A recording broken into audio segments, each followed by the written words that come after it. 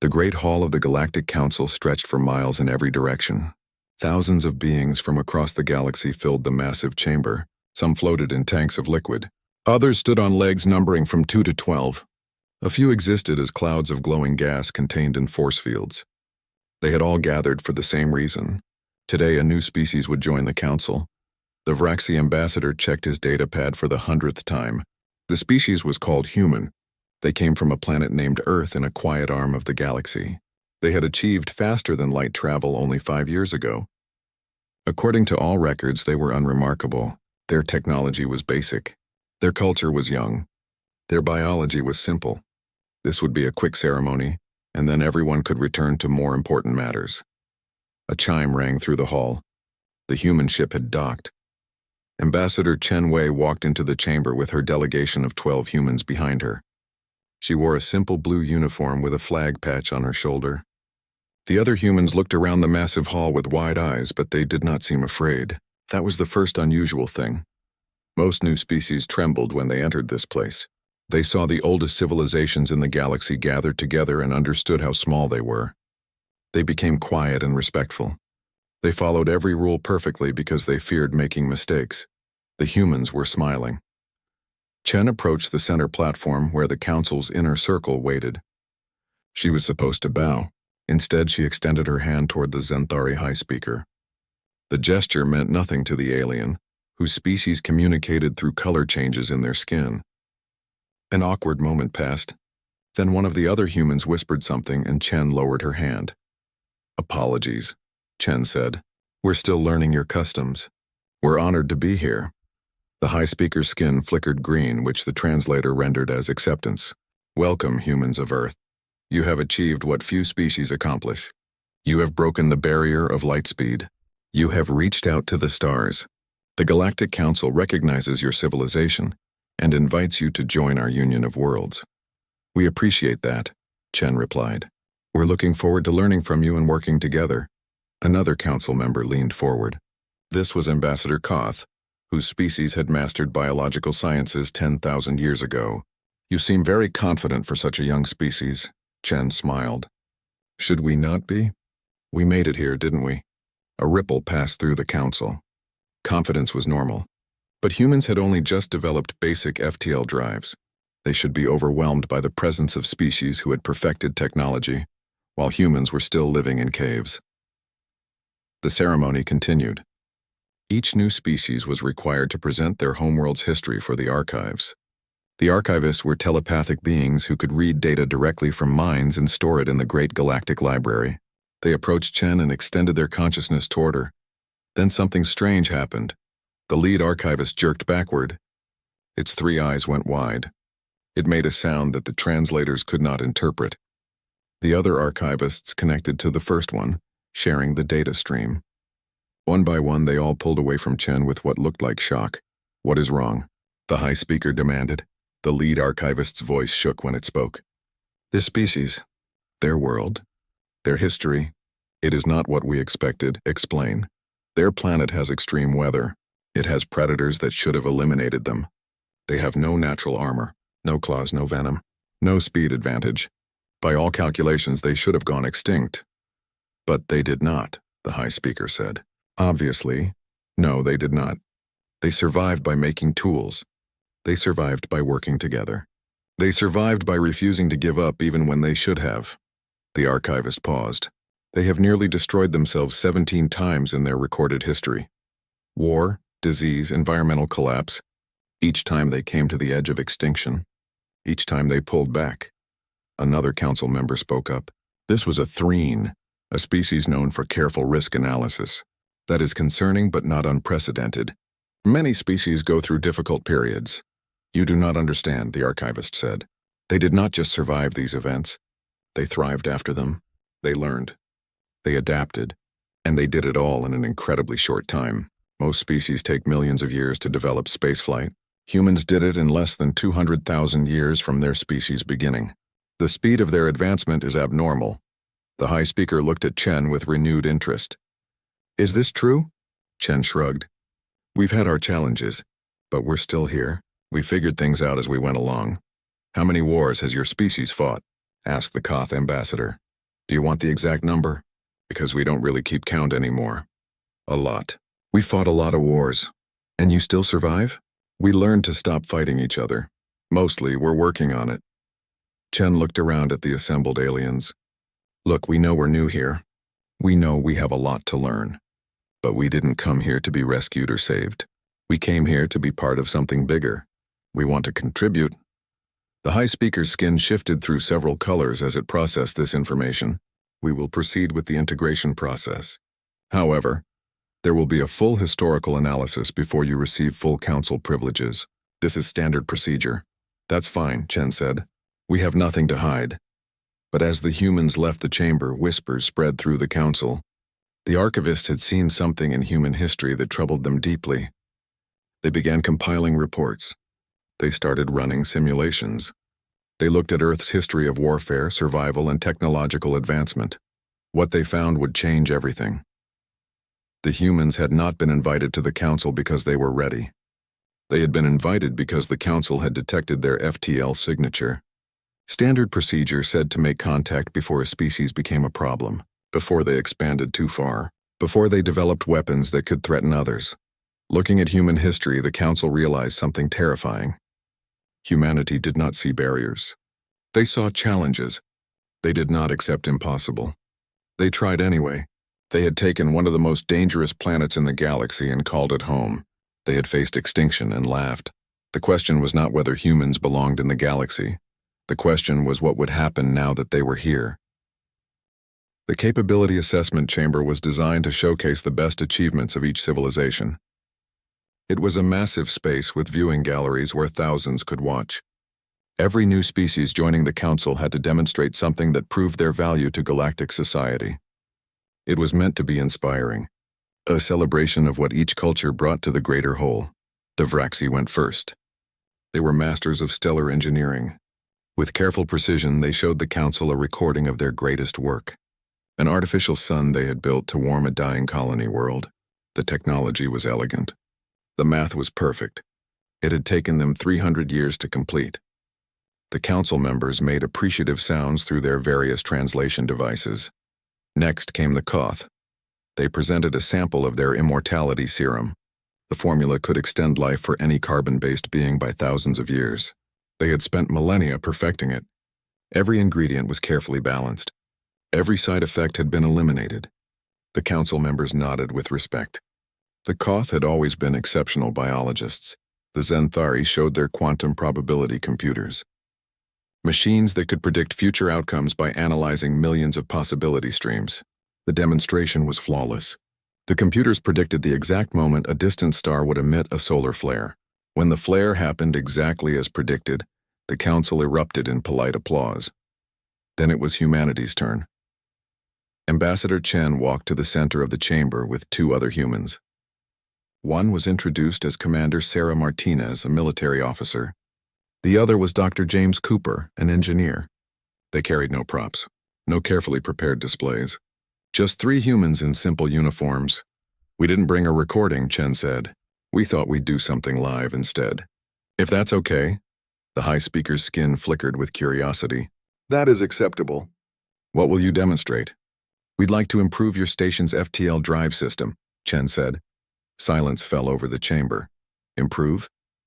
The Vraxi ambassador stood up from his seat. You have been using FTL for 5 years. This station was built by civilizations who have perfected faster than light travel for thousands of years. You cannot possibly improve it, Chen smiled. Can we try? The council members looked at each other. This was highly irregular. But technically, nothing in the rules prevented it. After a brief discussion, they agreed. The humans were given access to one of the station's maintenance bays and a supply of standard parts. You have 6 hours, the high speaker said. We will observe your work. The humans got to work immediately. Dr. Cooper pulled up the station's drive schematics on a holographic display. He looked at them for maybe 30 seconds. Then he started laughing. What's funny? Chen asked. They're using linear accelerator coils. Nobody's used those in... Wait, actually, nobody on Earth ever used those. We skip straight to rotational fields. Cooper zoomed in on part of the design. This is so inefficient. Look at all this energy waste. Commander Martinez was already pulling components from storage. So we're really doing this? We're really doing this, Chen confirmed. What happened next would become legendary in Council history. The humans tore apart a perfectly functional FTL drive with what could only be described as reckless confidence. They pulled out components that had been carefully calibrated by master engineers. They ignored safety protocols that had been established over thousands of years. When warning alarms started blaring, they turned them off. Should they be doing that? A worried Threen observer asked. I do not know, the high speaker admitted. But it is fascinating. Cooper was sketching designs in the air with his fingers, making the holographic display show modifications. If we cross-wire these power couplings and bypass the secondary buffers, we can redirect energy flow through the main coils instead. Won't that overload the system? Martinez asked. Not if we vent the excess through these auxiliary ports. Cooper pointed to a section of the drive. See, they're not even using these ports. They're just sitting there doing nothing. Those ports are emergency backups, a Vraxi engineer called out from the observation area. They are not meant for regular operation. Yeah, but they could be, Cooper said without looking up. You're wasting potential here. Chen was helping Martinez physically rewire components. She had no formal engineering training, but she followed Cooper's instructions perfectly. They moved fast. They improvised. When they needed a component that was not in storage, they made one by modifying something else. This is insane, a Koth observer whispered. They are breaking every safety regulation. But the humans kept working. They talked to each other in quick bursts of language. They made jokes while elbow-deep in dangerous machinery. At one point, Martinez accidentally touched a live power conduit and got shocked. She just shook her hand and said something that the translators rendered as a mild curse word, then kept working.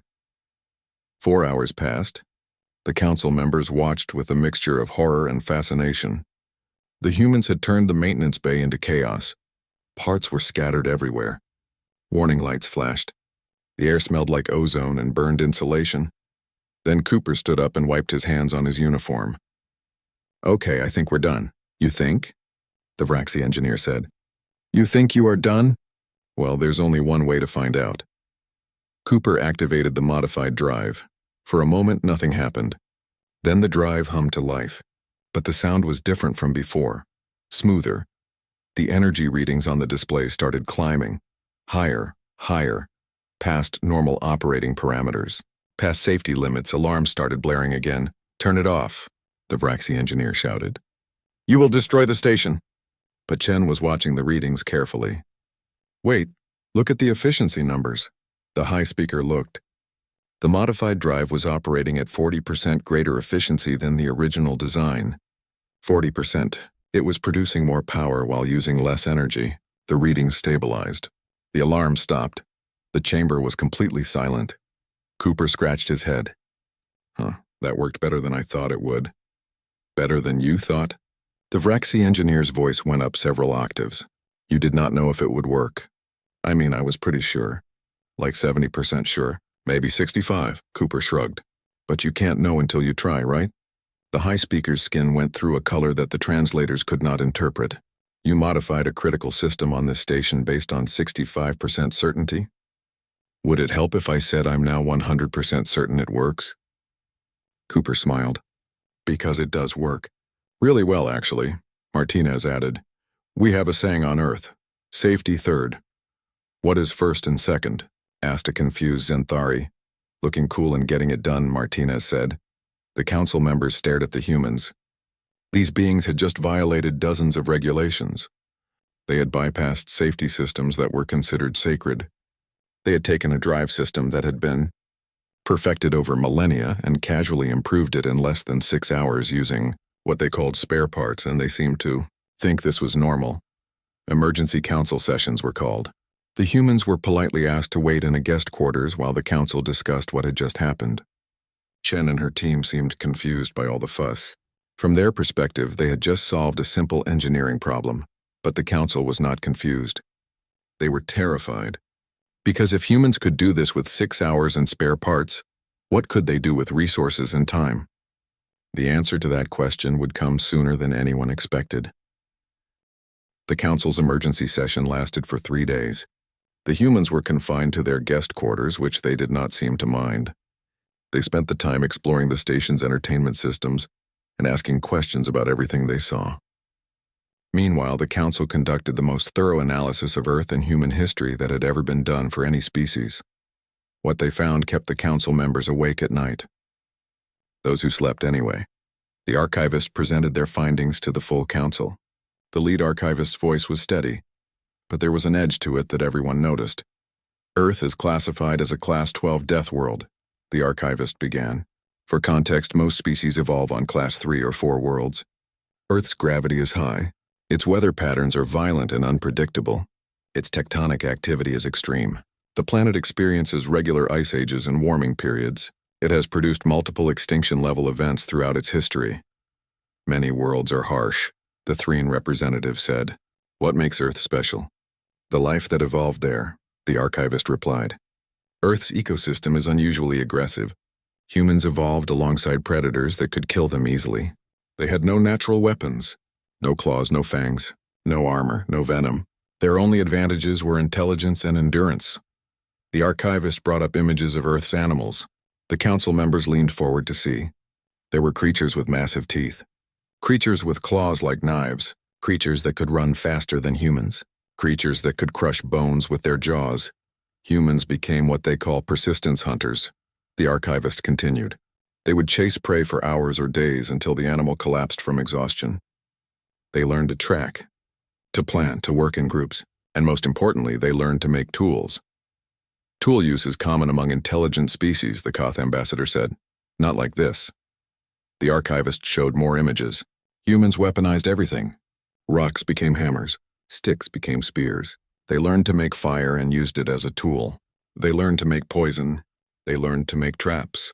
Within 50,000 years of developing modern intelligence, they had spread to every environment on their planet. Frozen wastelands, burning deserts, dense jungles, mountain peaks. They adapted to all of it. The high speaker watched the data scroll past. This explains their survival ability, but not their rapid technological advancement. That comes from their social structure, the archivist said. Humans have something unusual. They form emotional bonds not just with their own families but with strangers. They create complex societies based on abstract concepts like justice and honor. They have something they call compassion, which makes them help each other even at personal cost. That sounds positive, a Xanthari observer noted. It is, but it coexists with something else. The archivist brought up historical records. Humans also have what they call spite. They will do things that harm themselves just to harm an enemy. They have stories in their culture about victories that cost everything. They celebrate last stands where everyone died, but the enemy was stopped. They have a concept called martyrdom where dying for a cause is considered noble. The council chamber went quiet. They also fight among themselves, the archivist continued. Constantly. They have had thousands of wars. They have developed weapons specifically to kill each other. They split the atom and immediately used it as a bomb. They engineered diseases. They created poisons. They built machines of war that could destroy cities. Then how are they not extinct? The Vraxi ambassador asked. Because they also cooperate. When faced with a threat big enough, they stop fighting each other and work together. They have a phrase, the enemy of my enemy is my friend. They will ally with former enemies against new threats. They forgive. They rebuild. They try again. The archivist showed a timeline of human history. The council members watched in fascination and horror. Humans had nearly destroyed themselves with nuclear weapons. They had created environmental damage that almost killed their planet. They had engineered plagues and weapons of mass destruction. Each time they came to the edge of extinction. Each time they stepped back. Look at their rate of advancement, the archivist said. From their first cities to spaceflight took them only 12,000 years. Most species take 10 times that long. Humans skip steps. They try things that should not work. They fail constantly but learn from failure. They have a saying, if at first you don't succeed, try again. More images appeared. The council saw human achievements. They saw art and music. They saw scientific discoveries. They saw acts of incredible kindness and horrifying cruelty, often in the same historical period. They saw humans laughing in the face of danger. They saw humans refusing to give up when any logical species would have quit. There is more, the archivist said quietly. Their culture is filled with stories about defeating impossible odds. They have entertainment where they imagine fighting aliens, gods, and cosmic forces. They dream about winning against enemies that should destroy them. This is not just fantasy. This is how they think. They do not see impossible. They see difficult. The high speaker's skin shifted through several colors. What are you saying? I am saying that humans are not like other species. They are survivors from a world that tried to kill them every day. They are hunters who became the apex predator on a planet full of apex predators. They are builders who turned the most dangerous environments into homes. They are warriors who have been fighting for their entire existence. The archivist paused. And now they are here, in our galaxy. With access to technology they will learn to use and improve. You saw what they did to our FTL drive, the Vraxi ambassador said. They looked at our work and called it inefficient. They modified it in hours. That is my point, the archivist said. They see our technology as a starting point, not a goal. They will take what we have and make it better. They will find shortcuts we never imagined.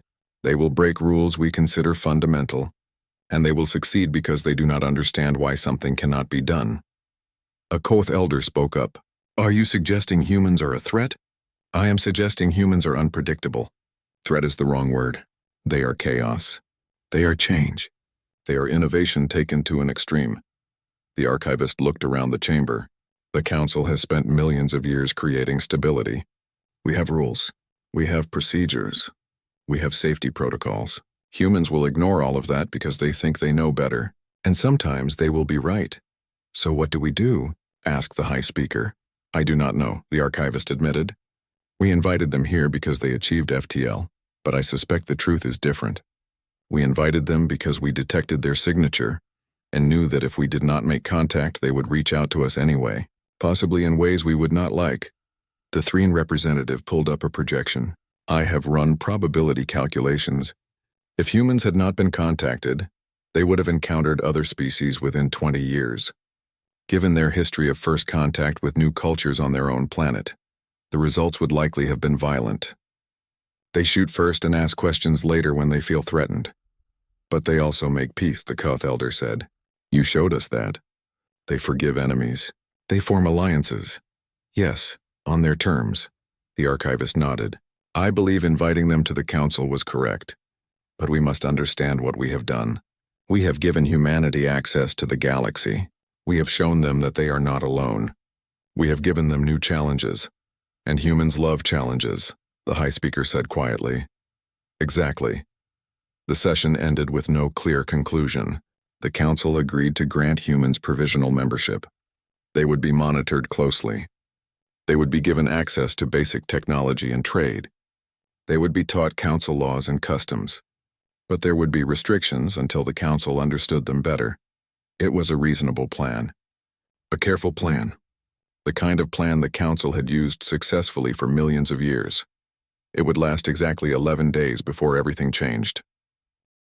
The emergency alarms woke everyone on the station at the same time. The sound was something most council members had never heard before. It was the deep resonating tone that meant one thing. The devourers had returned. The high speaker's skin went pale white as reports flooded in. 3 systems on the outer rim had gone dark. No communications. No life signs. Just silence. Long-range sensors showed the same signature that appeared in records going back 200,000 years. The devourers moved through space like a swarm, consuming everything in their path. Ships, stations, planets. They broke down matter and converted it to energy to fuel their expansion. They appeared every 50,000 years or so. They came from outside the galaxy. They consumed what they could reach. Then they left. The council's strategy had always been the same. Evacuate core systems, establish quarantine zones, and let the outer rim be sacrificed. It was brutal mathematics. The needs of the many outweighed the needs of the few. By the time the devourers finished feeding on the outer systems, they would leave. Most of the galaxy would survive. This was the plan. It had worked for millions of years. The council convened immediately. Fleet commanders were contacted. Evacuation procedures began. The human delegation was summoned to the council chamber to be informed of the situation. Ambassador Chen arrived with Commander Martinez and several other humans. They looked alert but calm. The high speaker explained the situation. The devourers have entered our galaxy. We are implementing evacuation protocols. All non-essential species will be relocated to core systems. Your ships will be escorted to a safe zone. Chen looked at the tactical display showing the Devourer swarm. What about the people in those outer systems? They will be evacuated if time permits, the High Speaker said. But we must prioritize core systems. We cannot risk the Devourers reaching our primary worlds. So you're abandoning them, Martinez said. It was not a question. We are making a strategic choice, the Vraxi Admiral explained. We lose 3 systems to save 3,000 systems. The mathematics is clear. Chen studied the display. How many people are in those systems? Approximately 6 billion across multiple species. And you're just leaving them? The High Speaker's skin flickered with something that might have been sadness. We do not have sufficient fleet strength to fight the Devourers directly. Every time we have tried, we have lost. They adapt too quickly. They learn our tactics. The only winning strategy is avoidance. Chen looked at her team. Something passed between them without words. Then she turned back to the council. What if we don't avoid them? You do not understand, the Koth Admiral said. The Devourers cannot be fought. They are too numerous, too resilient. Any species that has tried direct engagement has been consumed. Yeah, but have you tried fighting them like humans fight? Martinez asked. The question made no sense to the council members. Chen pulled up Earth's military history on the display. We've faced overwhelming odds before. Many times. We've learned things. We'd like to help.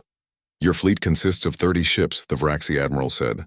The Devourer swarm contains tens of thousands of bioships. You would be destroyed in minutes. Probably, Chen agreed. But we might buy time for those evacuations you mentioned. Get more people out. Every minute counts, right? The High Speaker's skin went through several rapid color changes. You would sacrifice your entire expeditionary fleet for species you just met? We have a saying on Earth, Chen said. No one gets left behind. 6 billion lives is 6 billion lives. Doesn't matter if we just met them. The council members looked at each other. This was insane. Humans had been in space for 5 years. They had basic weapons at best. Their ships were primitive compared to council standards. They would accomplish nothing except getting themselves killed. But the High Speaker remembered the archivist's report. Humans did not see impossible. They saw difficult. They had a history of last stands. They had a culture that celebrated dying for others. I cannot order you to do this, the High Speaker said. Your species is under council protection now. I will not send you to die. You're not sending us, Martinez said. We're volunteering. Big difference. Chen was already sending orders to the human fleet. We'll need full access to your tactical network. Every sensor feed you have. And we're transmitting our military database to you. Everything we know about warfare. Our strategies. Our weapons. Our tactics. Take what you want from it. Why would you give us this? The Koth Admiral asked. Because if we fail, maybe you'll learn something useful, Chen said. Adapt or die. We're choosing option 3. What is option 3? Make them regret showing up. The human fleet broke formation and accelerated toward the Devourer swarm. 30 ships against tens of thousands. The council commanders watched in disbelief. This was suicide. This was pointless. This was humanity. The first engagement happened at the edge of the quarantine zone. The Devourers detected the human ships and moved to intercept. Standard Council doctrine said to maintain range and use long-distance weapons. The humans charged directly into the swarm. What are they doing? The Vraxi Admiral shouted. Something new, the High Speaker said quietly. The humans opened fire with everything they had. Nuclear missiles, kinetic weapons, energy beams. But they did not fight like the Council fought. They did not maintain formation. They scattered. They dodged. They moved like prey animals being chased by predators, except the prey was shooting back. One human ship took damage and started venting atmosphere. Instead of retreating, it accelerated toward the largest Devourer bioship and rammed it. The explosion destroyed both vessels but created a debris field that damaged dozens of other Devourer ships. They are ramming them, a Zenthari observer said in shock. They are using their ships as weapons. More human ships followed the same tactic. When they ran out of missiles, they fired metal debris at relativistic speeds. When they ran out of energy weapon charges, they used conventional explosives. When they had nothing left to shoot, some of them rammed. But it was not just suicide runs. The humans were doing something else. They were adapting to Devourer tactics in real time. They started targeting specific parts of the bioships. They found weak points. They used the Devourer's own biomass against them by creating debris clouds that the swarm had to navigate through. And they were doing something the Council had never seen before. They were boarding the Devourer ships. Small human craft latched onto bioships. Soldiers in armored suits cut through the hulls and fought inside. They planted explosives. They sabotaged critical systems. They spread fire and chaos through the organic interiors of the enemy vessels. "This is barbaric," the Koth Admiral said. "This is effective," the Vraxi Admiral corrected. "Look at the swarm's movement." They are confused. They have never encountered this kind of warfare. The Devourers began to slow their advance. The swarm was not retreating, but it was not advancing either. The humans had done what no Council fleet had ever done. They had made the Devourers hesitate, but the cost was terrible. Human ships were dying. More than half the fleet was already destroyed or disabled. The survivors kept fighting. They used tactics that made no sense to Council observers. They sacrificed individual ships to save groups. They used damaged vessels as decoys. They fought with a ferocity that seemed impossible for beings who had been in space for such a short time. Commander Martinez's voice came over the command channel. Her ship was heavily damaged. "Council fleet, this is Martinez. We've bought you 40 minutes, maybe more. Get those people out. Make it count. We are accelerating evacuation procedures," the High Speaker said. "Your sacrifice will not be forgotten." "Who said anything about sacrifice?" Martinez laughed. It was a sound that sent chills through every Council member who heard it. "We're not done yet." Her ship, leaking atmosphere and with half its weapons destroyed, turned toward the center of the Devourer swarm. 3 other human ships joined her. They charged forward together. The High Speaker watched as the 4 ships disappeared into the swarm. For a moment there was silence. Then a massive explosion lit up the tactical display. The humans had overloaded their FTL drives simultaneously. The resulting blast carved a hole through the center of the Devourer formation. It gave the Council fleet the opening they needed. "All ships," the Vraxi Admiral said quietly, "advance. We finish what the humans started." For the first time in recorded history, the Council fleet charged the Devourers with intent to destroy rather than delay. The human tactics database was already being analyzed and distributed. Council ships started using human strategies, ramming attacks, boarding actions, targeting weak points. The battle lasted for 6 hours. When it ended, the Devourer swarm was in full retreat, not slowed, not delayed, actually retreating back toward the edge of the galaxy. The Council had won. But the cost had been severe. 40% of the human expeditionary fleet was destroyed. Thousands of human lives were lost, but 6 billion others were saved. The Council chamber was silent as Ambassador Chen walked in. She wore a black uniform this time, in honor of the humans who had died. The bandage on her forehead was visible. Her ship had been damaged in the battle, but she had survived. 12 of her original delegation had not. The Council members stood as she entered. It was an honor reserved for the oldest and most respected civilizations. Chen had been in the galaxy for less than a month. The High Speaker's skin displayed colors that the translators struggled to interpret. Pride, respect, gratitude, sorrow, all mixed together. "Ambassador Chen, the Council wishes to express its deepest appreciation for humanity's actions. Your species sacrificed their lives for people they had never met, for species they barely knew. This is rare in the galaxy. This is precious." Chen's voice was steady but tired. "We did what we thought was right. That's all." "You did more than that," the Koth Admiral said. "You showed us that the Devourers can be fought. You showed us tactics we never considered. You changed something that we believed was unchangeable." "We lost a lot of good people," Chen said. "Martinez, Cooper, 73 others. They were heroes. Every one of them. Their names will be recorded in the archive," the archivist said. "They will be remembered for as long as the galaxy exists." The High Speaker stepped forward. "The Council has discussed this at length.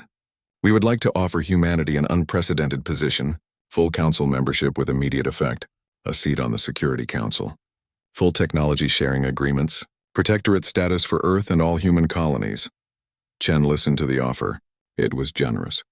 More than generous. It was everything most species dreamed of when they reached for the stars.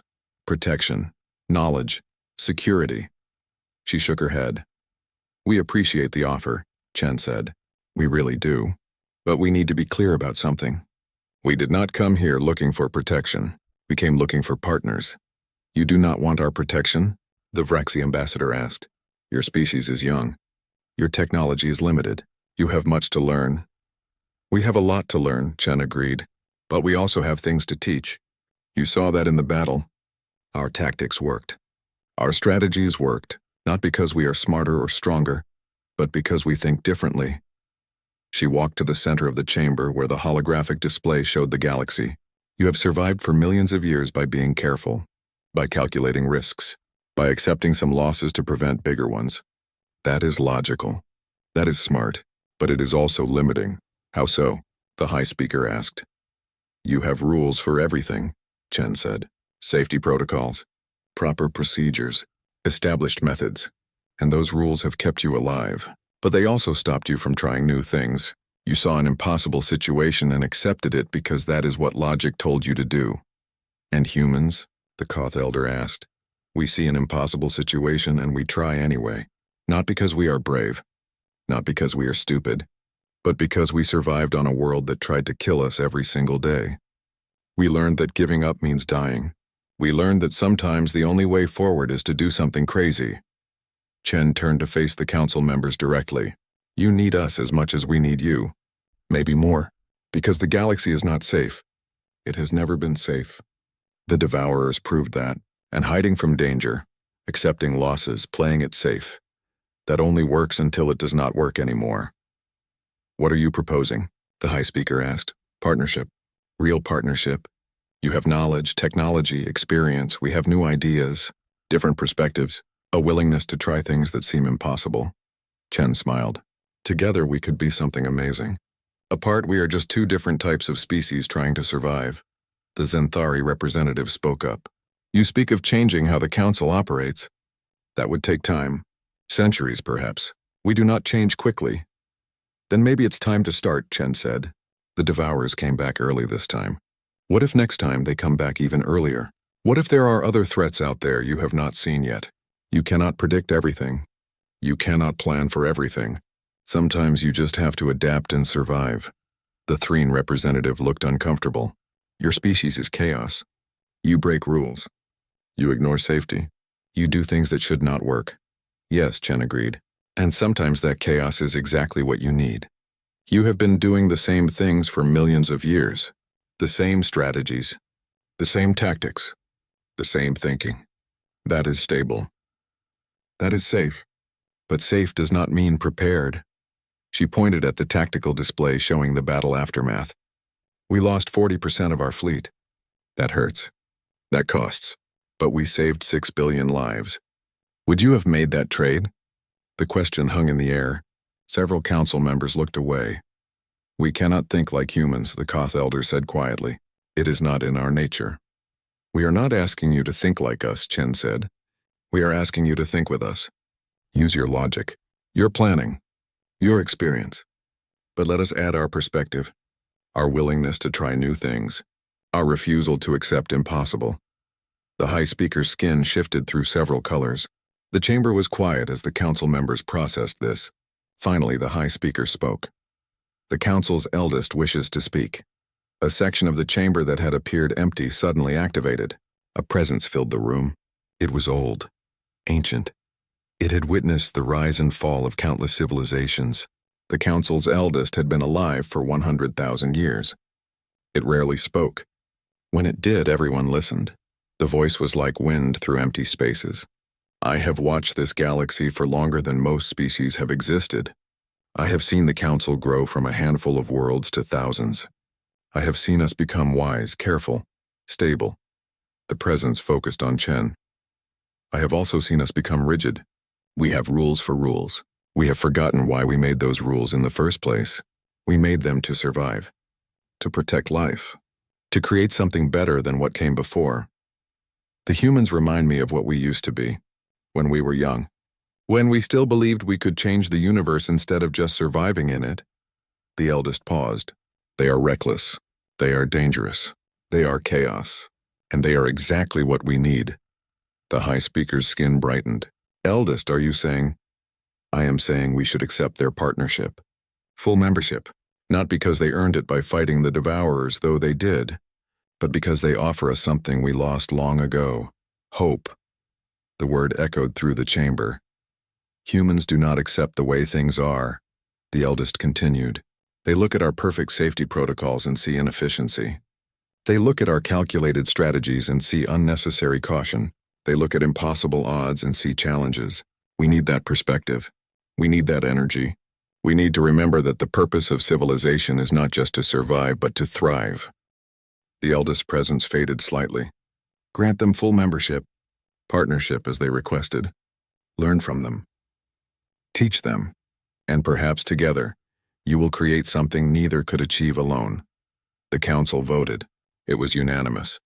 Humanity was granted full council membership. Not as a junior species to be guided, not as a protectorate to be protected, but as equal partners. Chen accepted with quiet dignity. Thank you. We will try not to break too many rules. The High Speaker's skin flickered with amusement. Somehow I doubt that. As the ceremony concluded, Chen stood with the Vraxi Admiral looking at a display showing Earth's solar system. Small construction projects were already underway. Humans were building, expanding, growing. What will your people do now? The Admiral asked. Chen smiled. Well, we just learned about thousands of new species, new technologies, new challenges.